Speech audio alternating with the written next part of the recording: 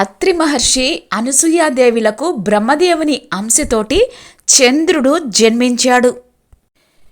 వీరికి దత్తాత్రేయుడు, దుర్వాస మహర్షి కూడా కుమారులు.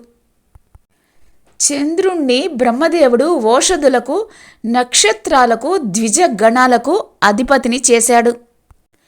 చంద్ర కిరణాలకు శీతలత్వం, చంద్రుని వెన్నెలకు ఆహ్లాదతత్వాన్ని కలిగించాడు. చంద్రకాంతి నుంచి ఉద్భవించే సోమరసం దేవతలకు ఆరోగ్యాన్ని ప్రసాదించే పానీయం. చంద్రుడు భూమిపైన చంద్రవంశాన్ని వృద్ధి చేశాడు. చంద్రుడు రాజసూయ యాగం చేసి సిరి సంపదలను పొందాడు. సుందరమైన రూపం, శీతల తత్వంతో ముల్లోకాలలో ప్రసిద్ధి చెందాడు. దక్షుడు రోహిణి మొదలైన తన 27 మంది పుత్రికలను చంద్రునికి ఇచ్చి వివాహం చేశాడు. 27 మంది భార్యలు నక్షత్ర స్థితిని పొంది చంద్రుని వెంట గగనంలో ఉన్నారు. చంద్రుడు మహాజ్ఞానిగా మారటానికి, విద్యను అభ్యసించటానికి దేవగురువైన బృహస్పతి వద్ద శిష్యునిగా మారాడు. బృహస్పతి భార్య తార సౌందర్యవతి, లావణ్యవతి. బృహస్పతి వేలాది సంవత్సరాల వయసు ఉన్న వృద్ధుడు. తార వయసులో ఉన్న నవ యవ్వనవతి. అతి సుందరుడైన చంద్రుడు విద్య కోసం ఆశ్రమంలోనికి వచ్చాడు.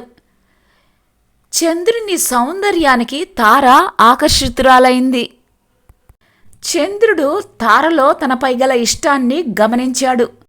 దేవేంద్రుడు మహాయజ్ఞాన్ని ఒకటి తలపెట్టి బృహస్పతిని పిలిచాడు.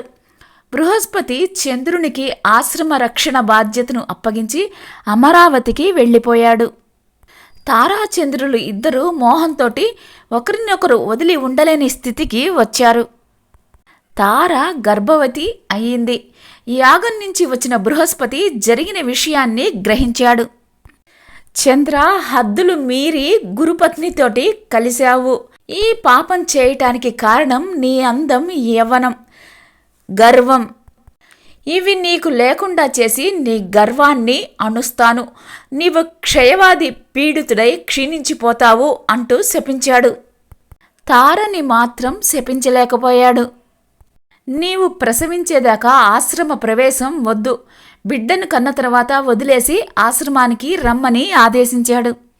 చంద్రుడు క్షయవాది పీడితుడై క్షీణించటంతో చంద్రుడి గ్రహస్థితి తప్పింది.